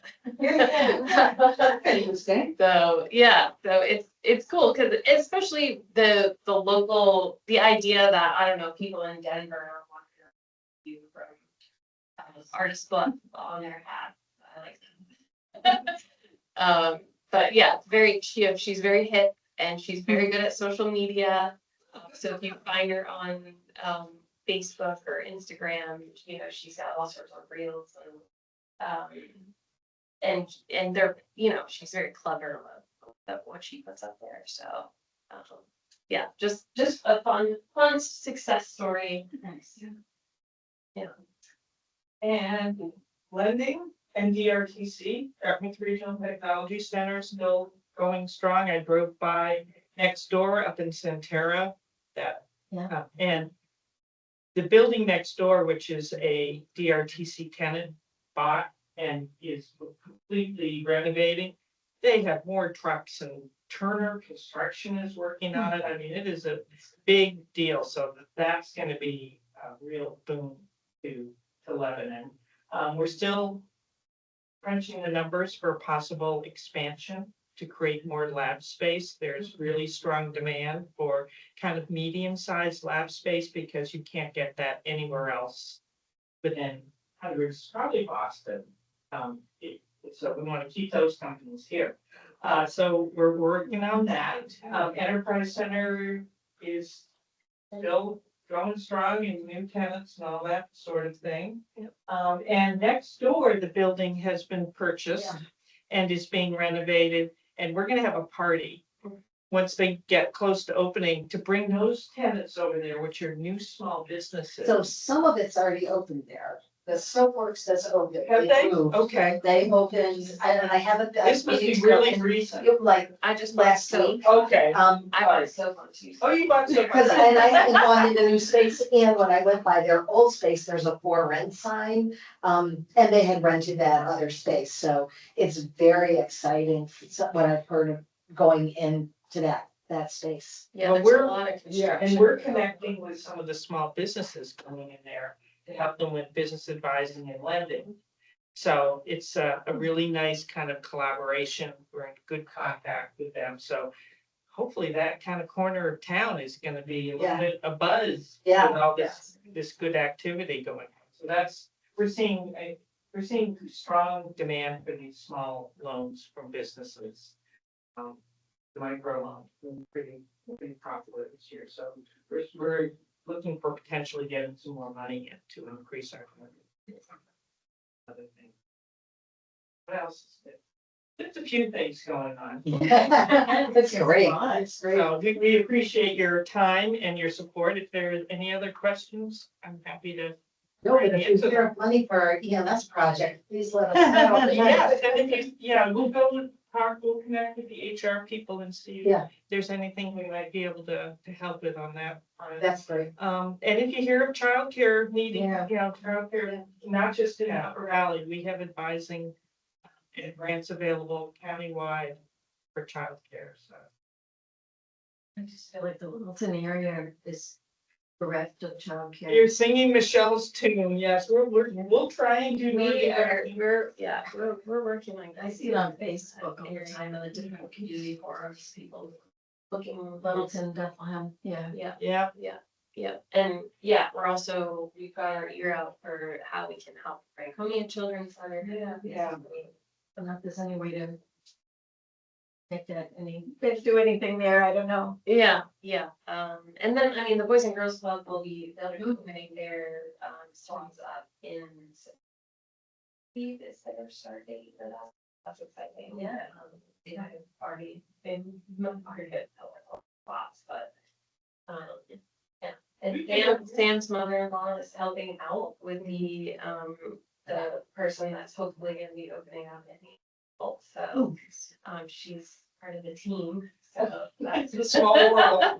Yeah. Yeah, so we're bringing together everybody that we can to, expand the care. I don't know if you mentioned that a location in Bradford shut down, all recently, so there's a lot of need in this area, and then also with Karen retiring, so we appreciate her helping to bring along the next, to take over. Excellent. All right, Yeah, thank you thank you. very much. And exciting to hear about your initiative with the. Yeah. That's the way. I appreciate it. No, no. Bye.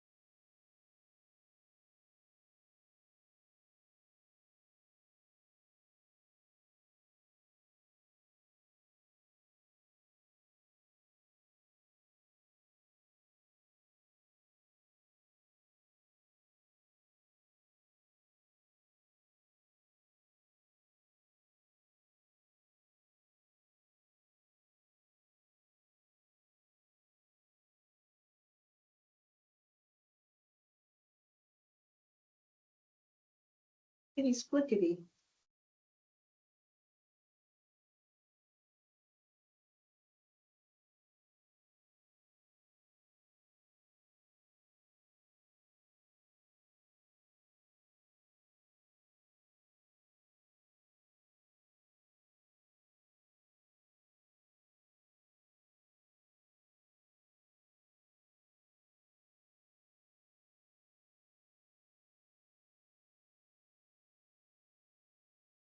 Small things, yeah. This just came in to Sam actually, but thought you all might want to see. It's just, from Visions. For Creative Housing. It just talks about their annual report they're putting online, but maybe that's something you'd wanna take a peek at. So, figured, sure. I don't know if you received one also, but. Things on their list, I guess. So Visions is we Lebanon At Enfield. and It's a supportive living community. yeah, that's critically Booming. important, right? Booming. I mean, they've really Oh, yeah. expanded and they have learned just, they're extremely dedicated and they've done just a marvelous A job. lot of parents of kids. Oh, with gosh, yeah. Developmental disabilities are really interested in Yep. that kind of housing for as they get older, and That's great. nice to know this one. Oh, yeah. And the last thing I had, in regards to the conference, we wow. are looking to set up a session with Go North to come. I mentioned that. So what the question is, and I figured I'd ask, if you, let's see, here it is. Do you want updates from the hubs? So the hubs being New Hampshire Healthy Families, hospital associations, nonprofit. And then, and I don't honestly know, CFI speaker. I'm not sure CFI. That's Do you remember what CFI is, Sam? I know what it is in relation to long-term care. Yeah. So they wanted That to must know be if it. we want just Go North as a, just have their administrator come in and talk about Go North, or if we wanted any You of sure the it's other. not CDFA? She wrote CFI speaker, so I apologize for that. I guess I didn't, Choices for Independence is a Yeah. long-term care program. But so maybe we'll look into. that doesn't make Doesn't make sense. no. I would just to clarify that. Okay. And the other one, it's not Healthy Families, it's a Foundation for Healthy Communities. The name of the hospital association, not for profit, Foundation for Healthy Communities. And is that something you'd want, like a panel, or would you prefer just Go North administrator to I speak? think Is we that? should, if we can get any of those 5 funding organizations that the money's gone to, So Go North Foundation for Healthy Families. Foundation for Healthy Communities, Sorry, yeah, communities. CDFA, Okay. trying to remember that. Maybe she meant to put CDFA. Yeah, that's Yeah, what I was thinking if they put that in, sometimes your mind puts, you Oh, think yeah. you write Oh, it. yeah. And then there's the university, someone from the university / community college system is for workforce. There's the behavioral health one That's right. that might be interested. That might for- be for people who are doing recovery services and things like that. And Yeah, the behavioral health, that was the one that didn't get done right away, there should be 5 of them. mental health services. If I went to Go North, would it? Yeah, they should. Okay. I couldn't find the website up yet when I went, the last time I looked. So if possible, a panel of all of those different areas. That'd be helpful. Okay. And there's probably 5.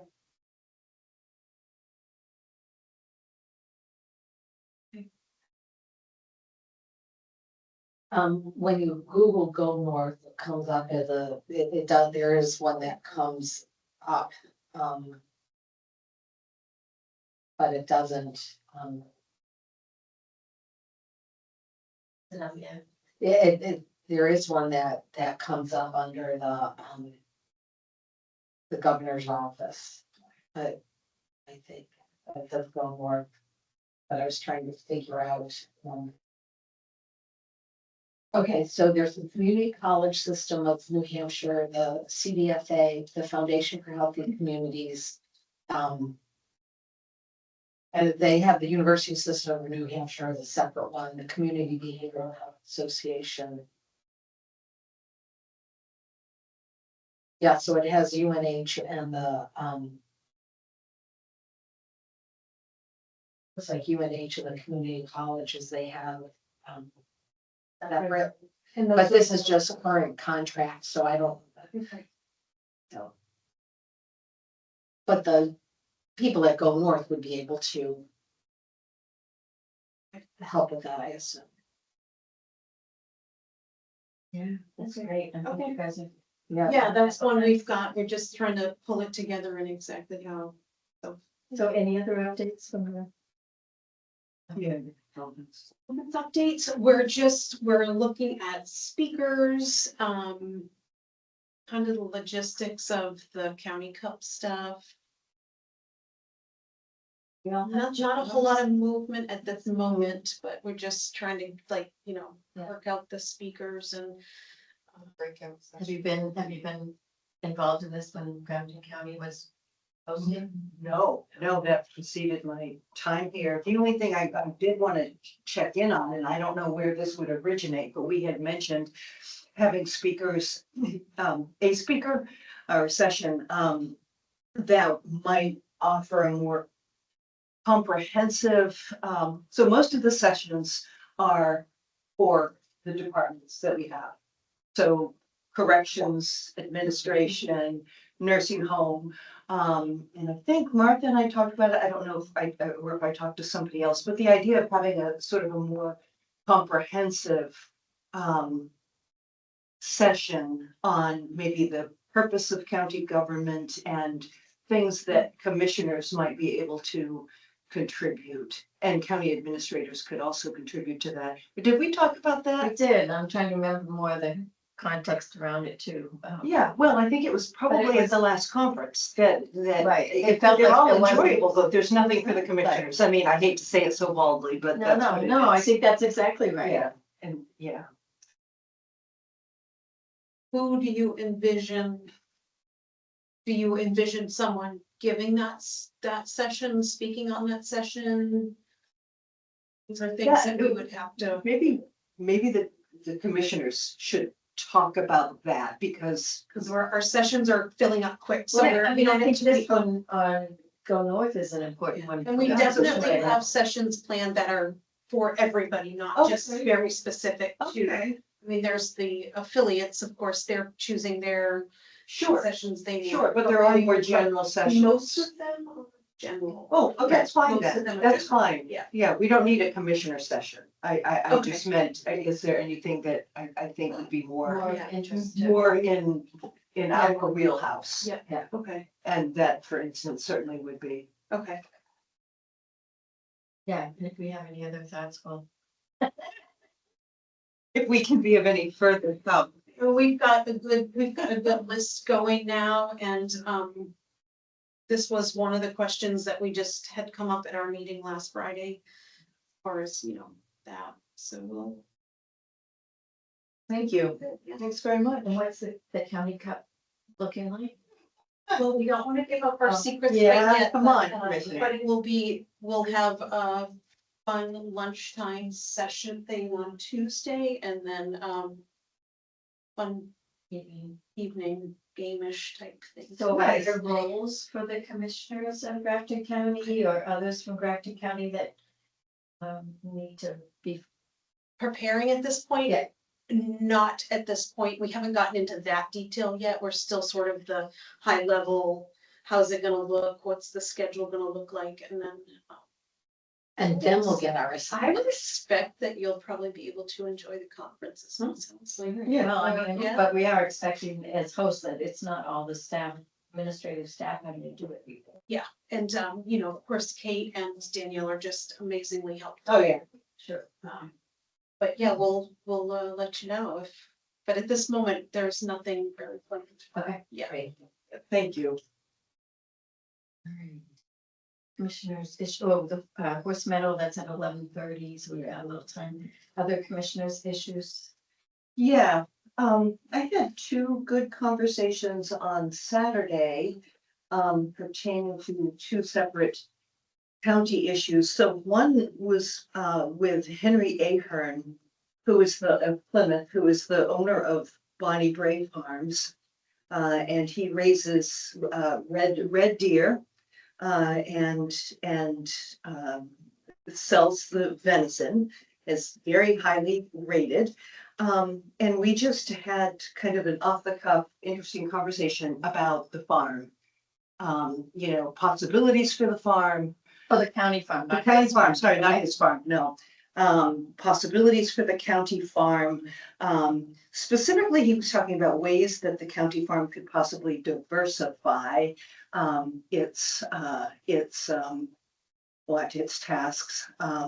So I thought that it would be a good idea at some point in this specific, and I think it'd be really good to have Farm Manager Libby here too, so that he could answer questions and help.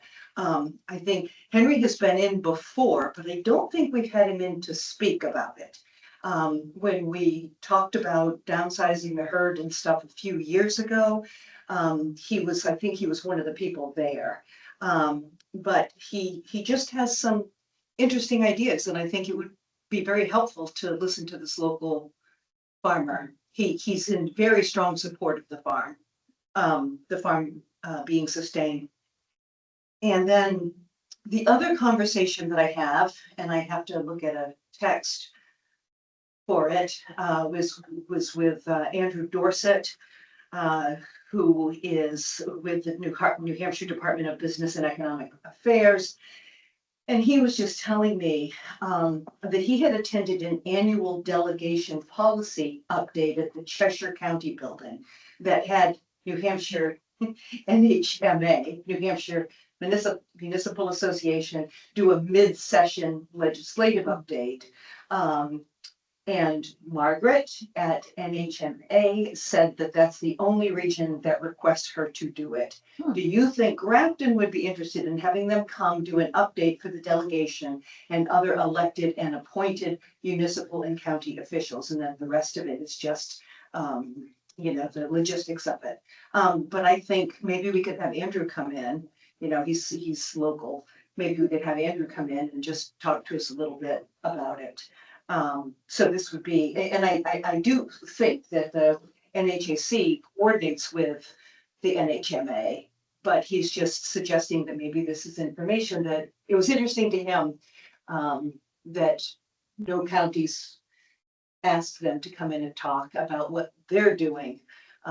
So I just thought two possibilities, two good conversations.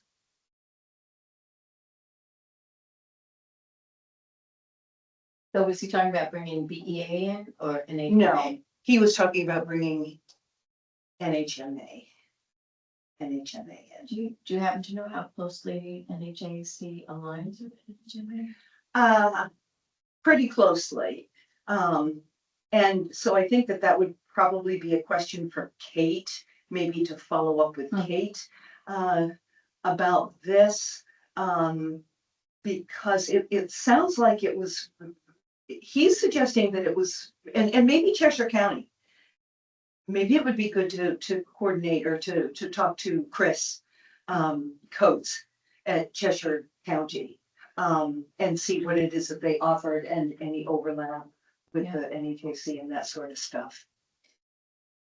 And the executive director of the Municipal Association was on one of the panels at the legislative day, so she was, so she was there. And I haven't, things have come up the last few weeks, but I had been, Okay. I pretty regularly go to the legislative Zooms on Friday Okay. afternoons. I've, unfortunately, things have come up the last few, so after changeover, it's been a little bit, I've been a little bit less on the Zoom, but although there's a lot of, there's overlap, some that they do together and some that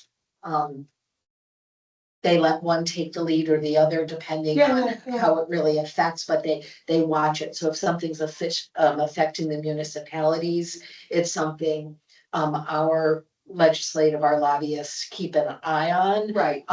But won't necessarily testify or something. Right. And same the other way, so, Yeah, I mean, we had an instance here a couple of years ago. Somewhere within that range, when through the ARPA money, we were considering, if I'm remembering this correctly, putting in a septic system.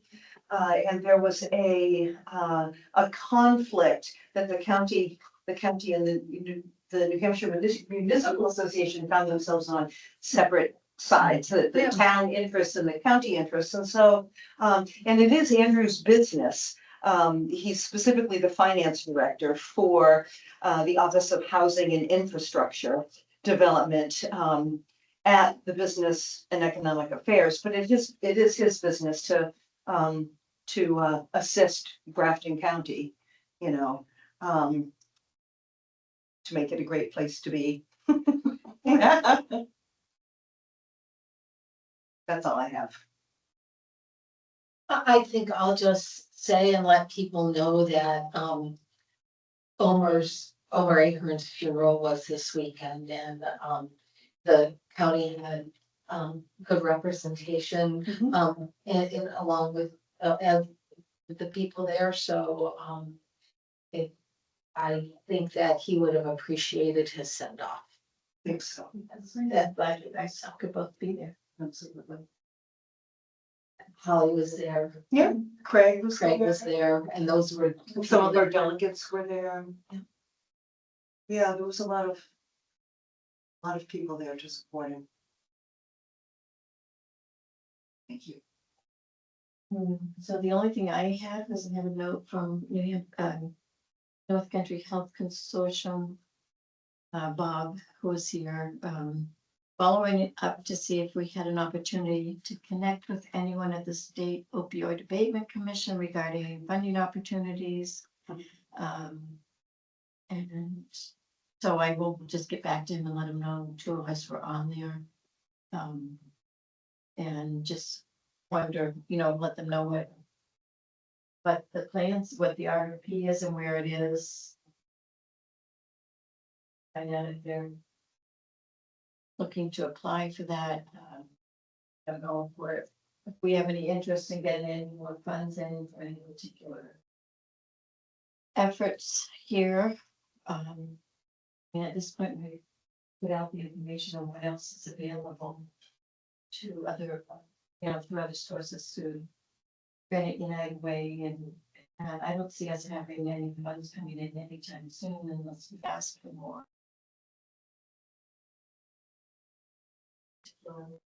Issue area.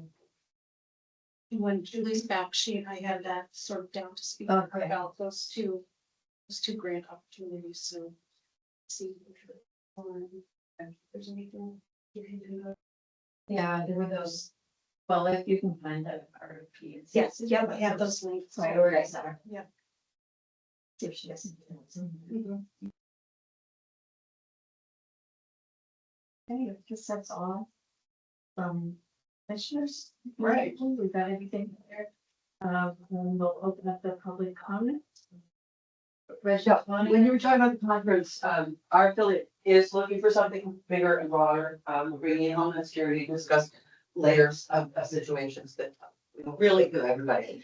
And, we struggle with Danielle with group size and time slots.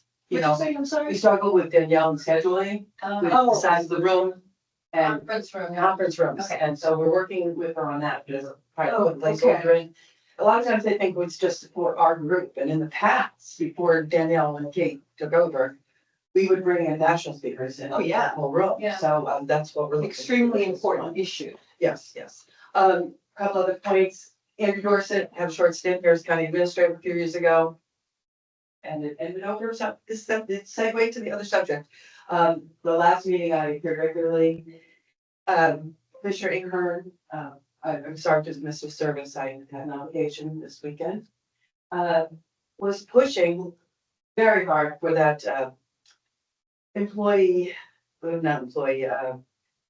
correction facility training to make butchers here from our kitchen and He was pushing and pushing, and Henry Ahern's his cousin, and it was a whole lead in on the venison. And, you know, it's an, you know, Omer was pushing to have a facility so the public could have even venison butchered if you couldn't get USDA standards. So some clarity on who the flavors are here.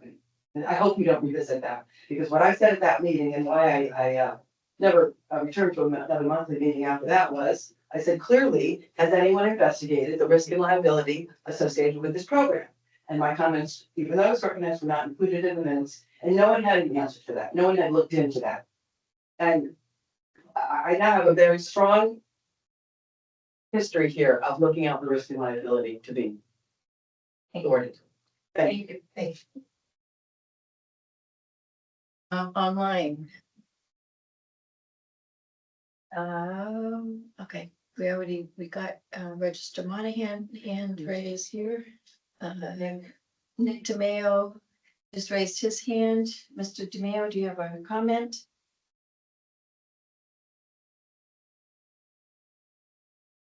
Can you hear me?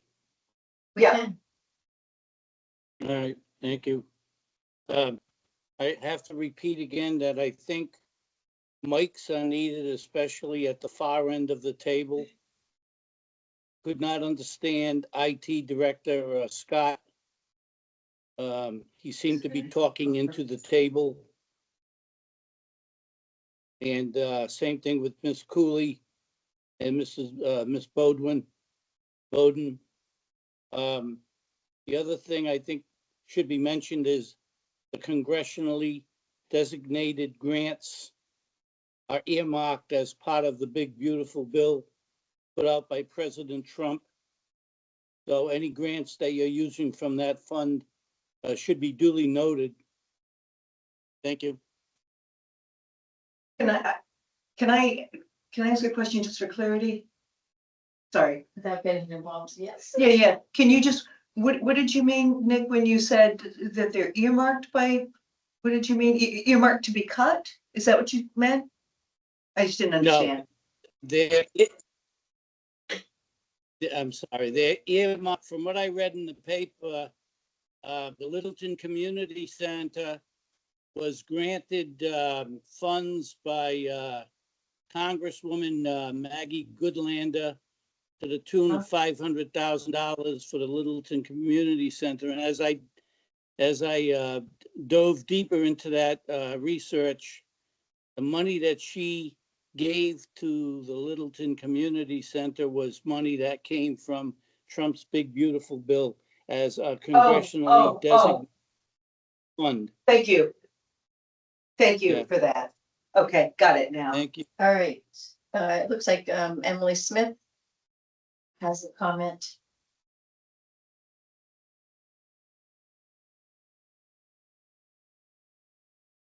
Can you unmute yourself, Ms. Smith? Trying. Hi, can you We hear can hear me? you. Yes, we can. Oh, good. And my only comment was that I had trouble hearing people speak as well. So it would be great if there could be microphones on the tables, because when I'm Zooming, I can't always hear when people are speaking. And the further down the table they sit, it just seems like that's when the difficulty in hearing happens. And sometimes when they get excited, really excited about when they're speaking, then they look up and then we can hear them better. So I don't know, perhaps if there were overhead mics or table mics, something needs to happen so that we can hear them better. Thank you very much. Thank you. Is there anyone else that wants to make a public comment? Seeing none, No. This is not a public comment. I just wanted to, can I just close, let's close the sorry. public, let's close the public comment. And then if there are comments from the commissioners, let's sorry. do that. Based on the conversation that we had earlier regarding the mics, some of our department heads or staff are very soft-spoken. And I imagine that that's difficult and to hear. And so I understand that. I'm here, you know, we do, you know, we represent the public. We want them to hear what's going on.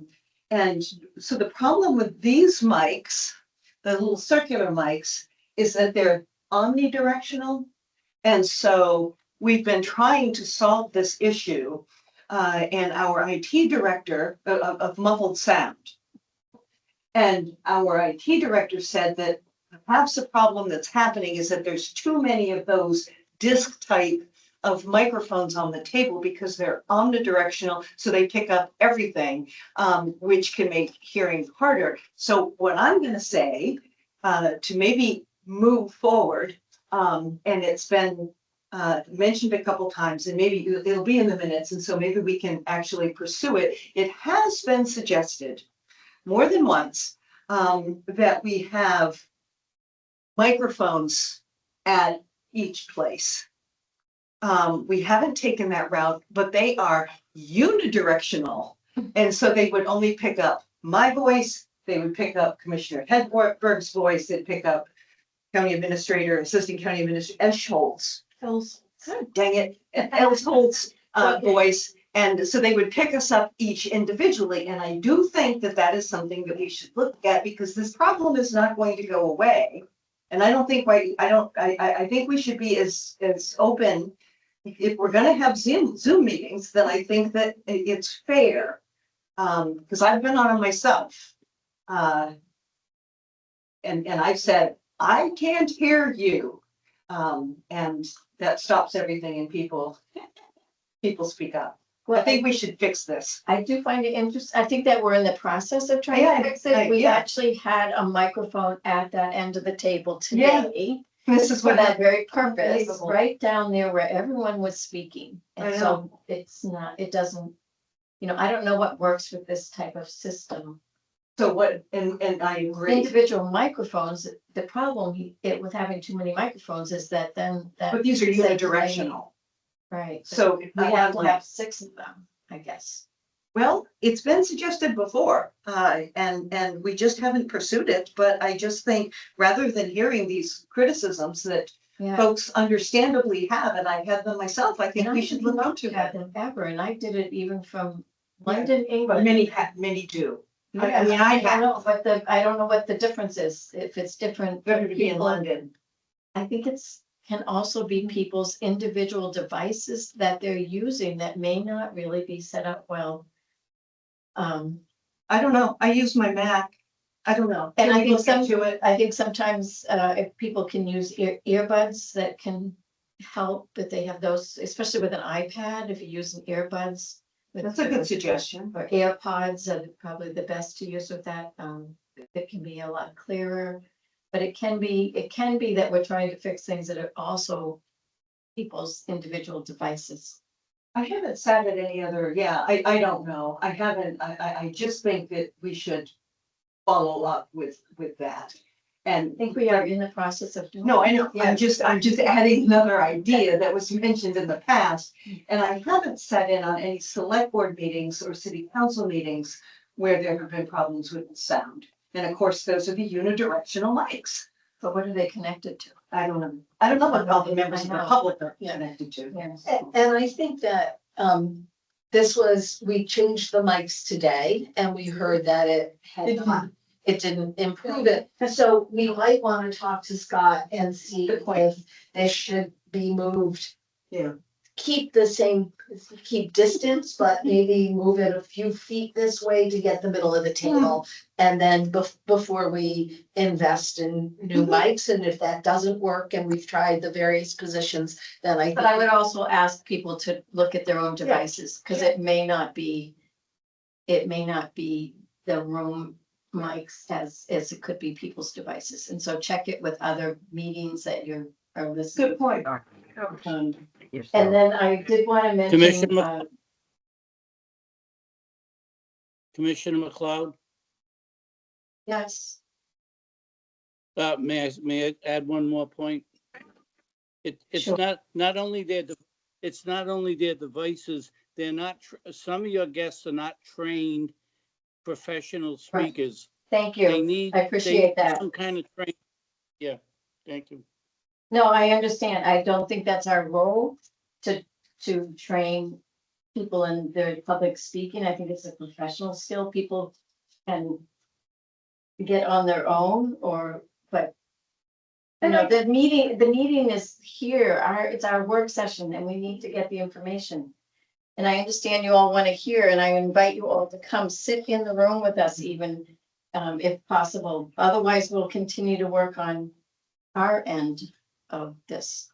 I did want to note on, I appreciated Register Monahan's comment about the non-USDA butcher conversation. It's been going on in the legislature. And actually, many of the farmers who have testified against the issue are concerned. There's a huge liability issue that she brought up, and that is a huge liability for those farmers who want to use those non-USDA. That was not part of the conversation with Mr. Ahern. Right, that is a huge issue, and with some of the other types of, such as deer and other types of meats and all, many of those do go through some other non-USDA types of systems to use that, you know, but it's also, you know, you have to rely on the consumer to be, in this case, to be educated. The same thing with raw milk, offering raw milk, you have to rely on the consumer. Sure. And so as a public offering, you know, as a government offering things to a broader public, we have to be really concerned No, about I, that and the whole raw milk, because older adults, absolutely. babies, you know, pregnant women, these are all things that have documented issues that Sure. people encounter. So I appreciated Register Monahan bringing that Yeah. up as an issue, and because that is something that Right. we've heard a lot about, and I could not support that.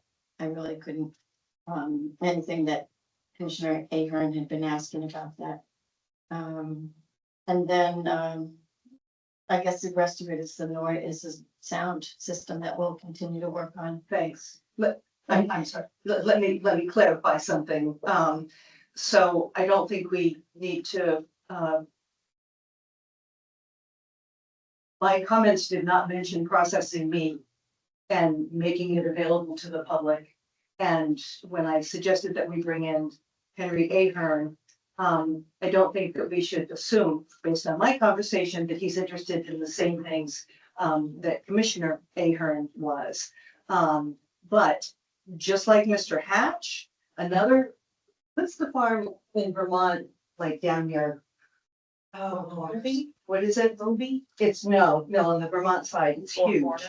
Four Corners. It's really, really big. Okay, that gentleman came and spoke with me once in my office when I happened to be here one afternoon. A lot of people have ideas and we're trying to find out ways that the farm can serve the community, can serve Grafton County residents, whether it's through saving money or what it is. But the conversation of providing goods to the public, that was not part of the conversation with them. Yeah, no, I was referring to Register. I heard her, and she's revisiting what Commissioner Ahern said. That was part of Farm Milk, and that was not, I think we solved that a long time ago. No, it definitely came up in the legislature. So, Yeah. because there's not enough processing facilities in New Hampshire. You're right. Well, we got one right down the road. No, PT? PT, sorry. Yeah, so. Okay, anything else to come before us? Yeah, don't adjourn, really, adjourn after your work. Oh, After we go to Yeah, that. so, yeah, So we will come back to adjourn. So the commissioners, so I'm not coming you don't back. have to go back. Oh, we'll just adjourn over there. That's my question. Do we need to No, come back? no, Just let No, someone- so the commissioners are going to the Horse Meadows Senior Center for the annual meeting of the Grafton County Senior Citizens Council. And just do a visit because I think it was last year that we Annual report had the dedication. annual report dedicated to that organization, and they do an awful lot for Grafton County. We support them in other ways too. Okay, so let's do it. Yes, yeah. And if one of you will just let us know what time you were done. April 30th.